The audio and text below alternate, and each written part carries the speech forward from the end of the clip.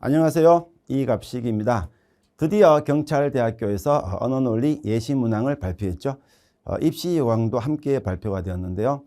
이번 시간은 예시문항을 통해서 본 언어논리 대비 전략에 대한 시간을 갖도록 하겠습니다. 우선 간단한 저의 소개입니다. 저는 정치외교학을 전공했고요. 지금 현재는 김행편입에서 경찰대 언어논리와 그리고 연고대 논술, 편입 논술을 담당하고 있습니다. 책을 가장 많이 쓰는 강사로 알려져 있죠. 첫째, 우선 경찰대 여러분이 어떤 시험을 통해 뽑을까 간단하게 확인해 볼까요? 이게 작년에 발표가 났었습니다. 용어가 조금 바뀌었는데요. 방식은 그대로입니다. 시험을 크게 1차랑 2차라고 구분합니다. 그리고 1차 시험은 아시다시피 필기시험이고 60%를 차지합니다. 영어와 언어논리가 같은 비중 들어갑니다. 그래서 반반 이렇게 보시면 돼요. 그래서 언어논리만 놓고 보신다면 30%라고 보셔도 되겠죠. 그리고 시험 날짜가 발표됐죠. 11월 10일입니다.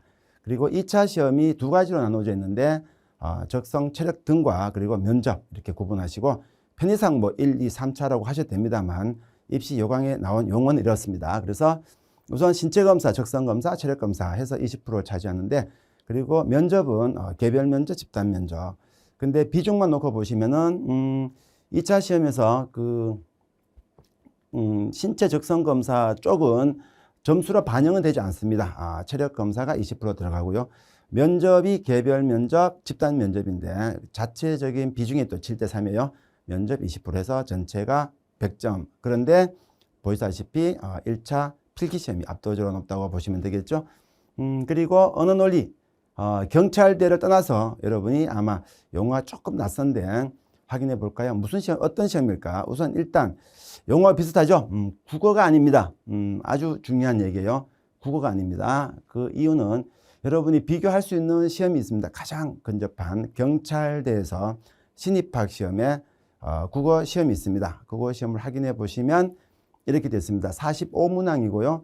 그 중에 50%가 문학이 나옵니다. 문학은 시, 뭐 소설, 수필 등과 같은 문제들인데 자, 반대로 말하면은 이런 문제들은 어디에는 나오지 않는다. 그죠? 언어논리엔 나오지 않는다라는 거죠. 이 부분이 가장 결정적인. 그리고 기타, 여러분이 잘 아시는 뭐 문법 문제, 이런 등등은 절대 출제가 되지 않는 시험. 이것이 언어논리다라고 보시면 돼요. 그래서 실제, 현재, 대한민국에서 언어논리라는 이름으로 같은 명칭으로 시행되는 시험을 확인해 보시면 더 잘 확인하실 수 있을 텐데, 우선 가장 대표적인 문제가 피셋이라고 하죠. 우리가 흔히 말하는 고시입니다. 행정고시, 외무고시. 요즘은 그런 용어가 조금 피셋이라는 시험으로 대체가 되고 있는데 거기 보시면 외시가 2004년도에 첫 도입을 했고요. 행시 그리고 국회직 5급에서 그 다음에 도입을 했습니다. 그리고 민간 경력자 일괄채용 흔히 민경채라고 알려져 있는 5급, 7급이 있는데 5급에서 2011년 그리고 7급에서 2015년이죠. 지금은 통합해서 나옵니다. 그리고 7급 공채, 일반 공무원 7급 공채 시험에도 2021년부터 언어논리가 도입이 되어 자 보세요. 굉장히 확산되고 있는 시험 중에 하나죠. 그리고 유사한 시험이 있습니다. 리트라고 해서 법학 적성 시험, 로스쿨 들어갈 때 꼭 필요한 시험. 여기 보시면 언어가 있고 추리 논증이 있는데요. 이게 아주 중요한 힌트입니다. 우리가 말하는 언어 논리는 이 언어랑 리트에서 말하는 언어랑 추리 논증이 결합이 된 형태라고 보셔도 무방한데 자 여기서 난도가 좀 높아요. 그래서 아마 경찰대 준비하시는 학생들이 고난도 연습용으로서는 리트의 언어와 추리 논증도 훌륭하지만 난도는 좀 높으니까 그것도 감안해서 여러분이 준비하시는 게 좋다라고 보시고 난도만으로 놓고 봤을 때 가장 고난도 문제는 국회직 5급입니다. 이 문제가 굉장히 어렵게 출제가 되는 걸로 알려져 있고 제시문이 좀 긴 편이죠. 그렇게 참고하시고 추가적으로 활용할 수 있는 것이 수능 비문학 문제죠. 수능 비문학 문제도 언어논리랑 유사 또는 동일한 문제에 해당하는 문제들이 꽤 많습니다. 그리고 경찰대 1차 필기시험에 국어가 있다 그랬죠. 이 국어 절반은 문학이지만 그 나머지 절반 중에는 우리가 흔히 말하는 언어논리라고 볼 수 있는 문제들도 꽤 있습니다. 이 자료들이 여러분이 금년은 첫 해잖아요. 이때 활용할 수 있는 시험 정보다라고 보시면 돼요. 자, 그렇다면 경찰대 언어논리는 어떻게 시행되고 있는가 이렇게 보실 텐데 1차 필기시험 영어랑 비교해 보면 쉽습니다. 영어는 둘 다 60분입니다. 근데 영어는 40문항, 언어 논리는 25문항. 자, 100점 만점 봤을 때 4점 그리고 2.5점 되겠죠. 이 말 뜻은 한 문항에 차지하는 난도의 차이가 좀 있을 것이다. 자, 그래서 영어 한 문제 난도랑 언어 논리 한 문제 난도를 뭐 단도직입적으로 비교하기는 좀 이상합니다만 그래도 어쨌든 한 문항당 4점이라는 점, 더 어렵다는 점, 문항 개수가 25개니까 또 영어는 40개니까 또 그 차이는 또 있겠죠. 그렇게 참고로 보시면 됩니다. 그리고 요 문제들은 배점이 반영되는 비율이 같습니다. 총 60%가 반영이 되죠. 100점 만점 봤을 때 60점인데 60%인데 반반. 그래서 영어 30%, 언어 논리 30%라고 보시면 됩니다. 자, 언어 논리의 기본 구조입니다. 요거는 작년에요. 그 학교에서 미리 공지사항에 발표를 했었죠. 그때 3가지 영역을 발표합니다. 사실적, 추론적, 비판적. 3가지 영역을 발표했는데 이번에 말이 바뀝니다. 용어 바뀌었는데요. 제가 문제를 꼼꼼히 검토해 보니까 같습니다. 그래서 사실적 사고가 언어 이해로 바뀝니다. 추론적 사고가 추리, 추론으로 바뀝니다. 뭐 바뀐 이유는 여러 가지 이유가 있겠습니다만 딱히 이 문제 자체가 크게 다르지는 않습니다. 그리고 비판적 사고가 논증 비판으로 바뀌었고요. 여기까지고 하나는 등장하는 것은 제가 만든 용어입니다. 논리 확장인데 제가 다문항을 되게 강조를 했었거든요. 수업을 하면서. 다문항이라는 것은 뭐냐면 한 제시문에 문항에 2-3개가 붙는 겁니다. 지금까지 앞에서 봤던 사실적, 추론적, 비판적, 즉 언어 이해, 추리, 추론, 논증, 비판 요 3대 영역은 다문항이 아니라 한 제시문의 한 문항입니다.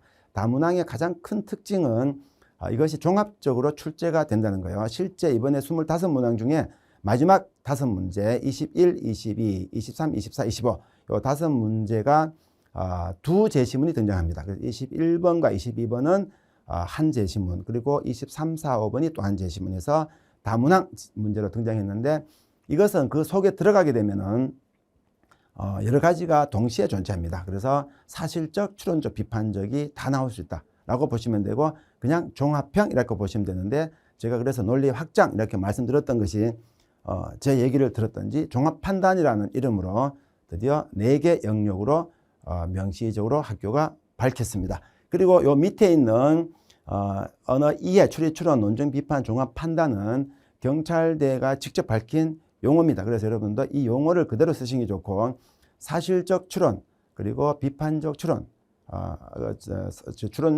죄송합니다. 사실적 사고, 추론적 사고, 비판적 사고 이런 것들은 이것도 경찰대 공지사항에서 발표했던 내용입니다. 그래서 그것 힌트라고 보시면 되죠. 이런 내용을 갖고 있는 것이 지금 발표된 4가지 영역이다라고 보시면 돼요. 그래서 드디어 여러분이 경찰대 그러면 편입학, 자, 언어 논리 유형, 자, 첫 번째 뭐였죠? 언어 이해 어떤 것이 나올까 보시면은 25문제 중에 7문제입니다. 퍼센트지가 28%라고 보시면 되고 4가지 영역인데요. 비슷비슷합니다. 하나 차이 정도입니다.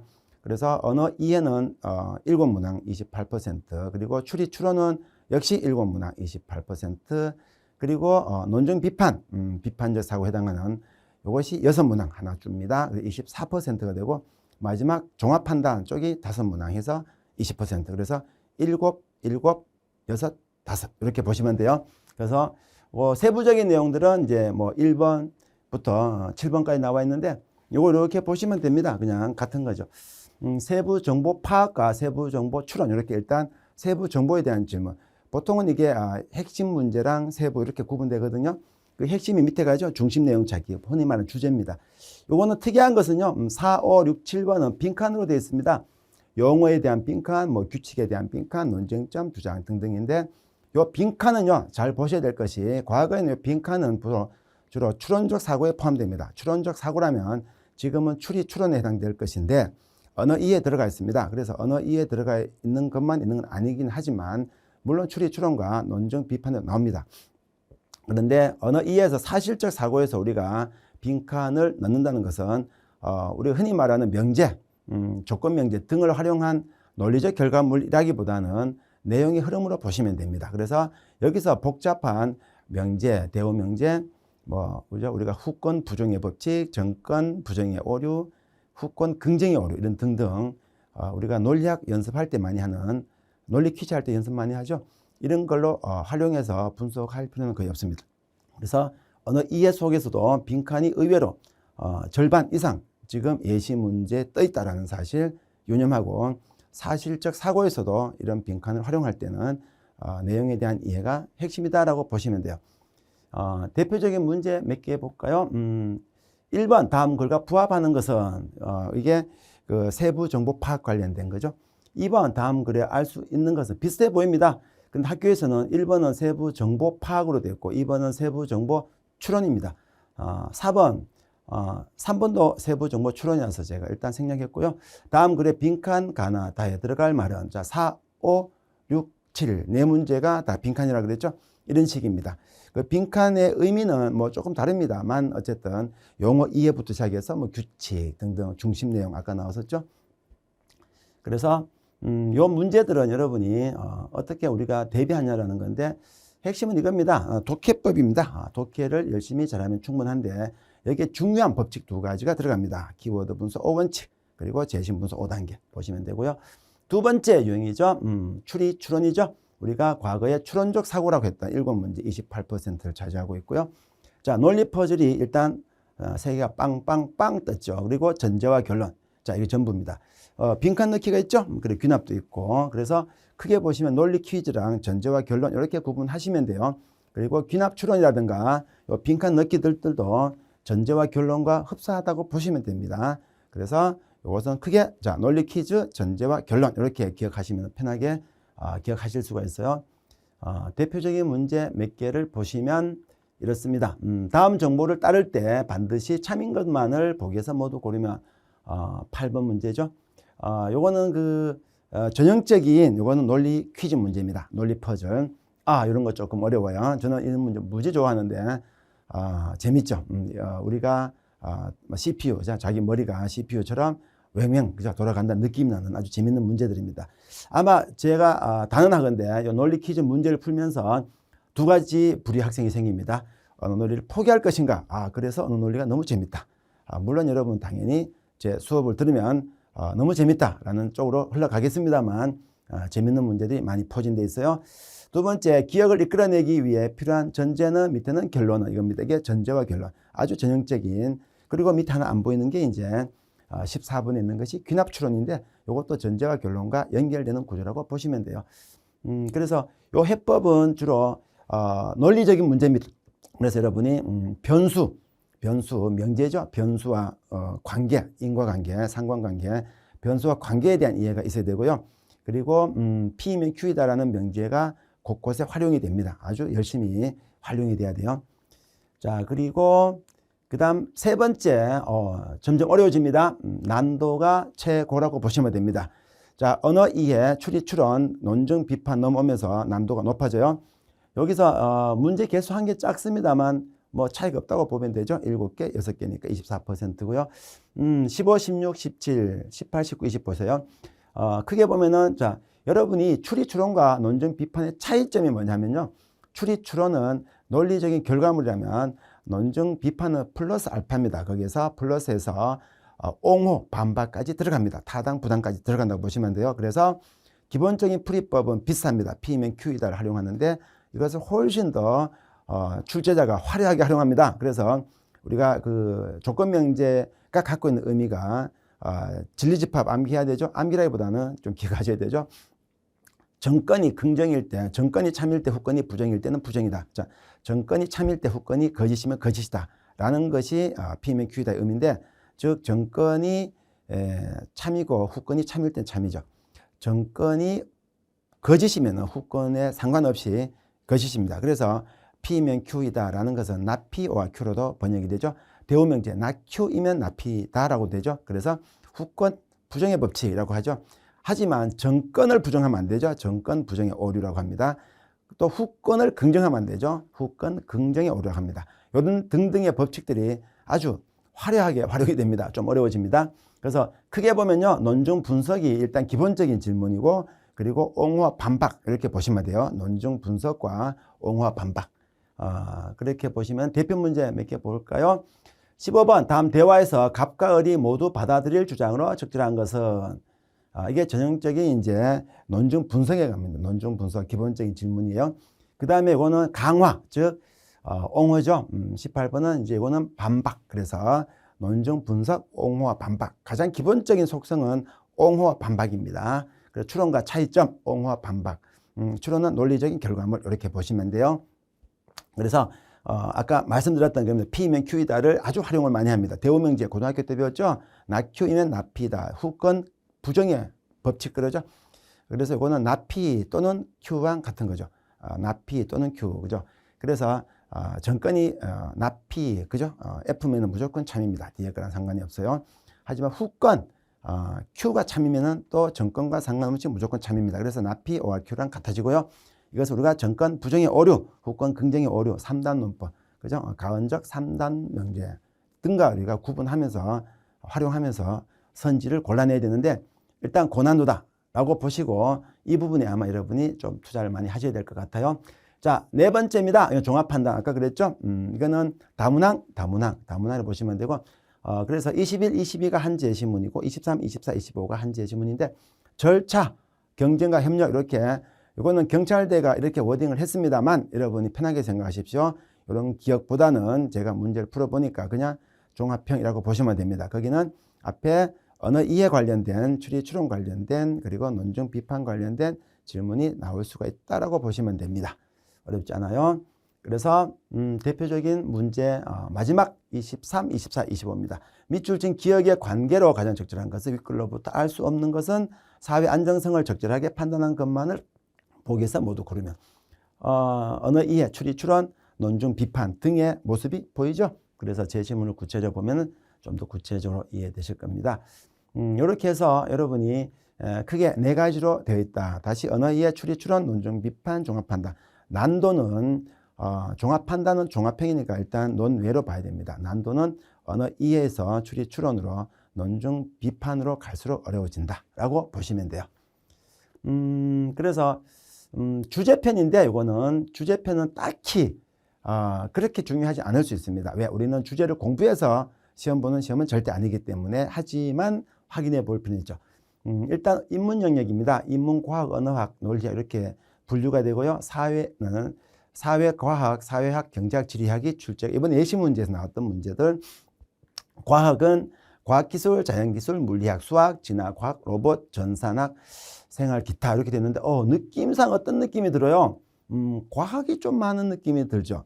그래서 실제 예시 문항을 보면은 과학 관련된 질문이 많습니다만 우리가 과학을 다 쓰고 있죠. 제가 정치학을 전공했는데 정치학도 폴리틱스라고 하기보다는 폴리티컬 사이언스 그러잖아요. 인문학도 사이언스를 붙입니다. 그런 의미에서 과학도 있지만 여기 인문과학이 붙어 있잖아요. 논리학은 철학 쪽이죠. 그래서 보통 우리 인문 그러면 문사철 그러죠. 인문 역사철학. 역사 예시 문제가 좀 적어요. 일반적으로 인문은 역사를 많이 출제합니다. 기존 언어 논리 쪽에서는 역사 관련 지문이 많은데 여기는 역사 관련된 100% 역사라고 볼 만한 제시문이 없었습니다. 그게 조금 특이했습니다. 그리고 과학 관련된 그리고 과학의 연장선에 있는 제시문이 많았다라는 점. 이거는 우리가 한번 유념해 볼 필요가 있는데 예시 문제를 만들기 편리해서 예시 문제에서 그렇게 만든 건지 정말로 과학을 많이 출제하겠다는 뜻인지는 정확히는 파악하기 조금은 어려워요. 그거는 진행을 해봐야 될 텐데 왜냐하면은 언어 논리라는 과목의 공부 특성이 주제편 공부는 절대 아니다라고 보시면 돼요. 그래서 일단 필성 커리큘럼입니다. 저에 대한 얘기겠죠. 일단 여러분이 기본편을 배워야 됩니다. 유형편 방금 공부했던 각각의 유형별로 대비법을 배워야 돼요. 두 번째는 주제편으로 여러분이 넘어가서 관련된 기출문제 논리학을 풀어보는 것도 그 과학 지문 특히 등에서는 이런 게 나오구나. 특히 사회과학, 경제학, 정치학 쪽은 어렵죠. 그리고 실전 연습이고 그 다음에 파이널 실전 마지막에 직접 마무리해서 5단계로 갑니다. 이거는 발표가 지금 났기 때문에 제가 3월부터 기본편을 진행을 하고 있습니다만 수업을 발표가 났기 때문에 여기에 맞춰서 다시 또 세팅을 해야 되겠죠. 비슷합니다. 거의 똑같습니다. 제가 사실적, 추론적, 비판적 그리고 논리 확장 이렇게 구성해서 수업을 진행했습니다만 아까 말씀드렸듯이 언어 이해, 추리 추론, 비판적, 논증 그리고 종합 판단 등이 같은 걸로 보이기 때문에 크게 다르지는 않은데 그래도 그죠? 우리가 예시 문항이 발표가 났기 때문에 여기에 맞춰서 다시 교재를 개정을 해서 수업을 다시 기본편부터 진행을 할 예정입니다. 그래서 합격이라는 길로 11월 12일 날 우리는 시험을 치러 갈 겁니다. 저에 대한 간단한 소개를 하고 마치는 걸 하겠습니다. 커리큘럼이 완벽합니다. 모든 수업은 제가 직접 작성한 교재를 하고요. 그리고 모든 문제를 공식화시켜서 아주 객관화시켜서 기계적으로 풀어드립니다. 여러분은 이게 필요합니다. 시험 때는 바빠요. 그래서 생각보다는 기계적인 결과물이 훨씬 더 정답에 가깝습니다. 그리고 모든 기출문제, 아까 말씀드렸던 피셋 관련된 민경채, 그죠? 그리고 7급 공채, 그리고 리트, 그리고 언어의 추린 논증 등 관련된 문제를 대부분 분석해서 교재에 반영을 합니다. 그리고 실적, 지금까지는 이제 현재도 논술 논리학 쪽에는 같은 과목이죠. 논술에서 11년간 김영 편입해서 합격 실적, 그죠? 수강생 1위를 기록하고 있는 실적이 말해주고 있죠. 검증된 강의로 여러분한테 아마 확인시켜 드릴 겁니다만 요 네 가지가 제 수업의 특징이라고 보시고 11월 12일 얼마 남지 않았습니다. 그래서 강의실에서 저랑 함께 언어 논리를 만점에 도전해 보는 시간을 갖도록 하겠습니다. 오늘 설명 마치겠습니다. 감사합니다.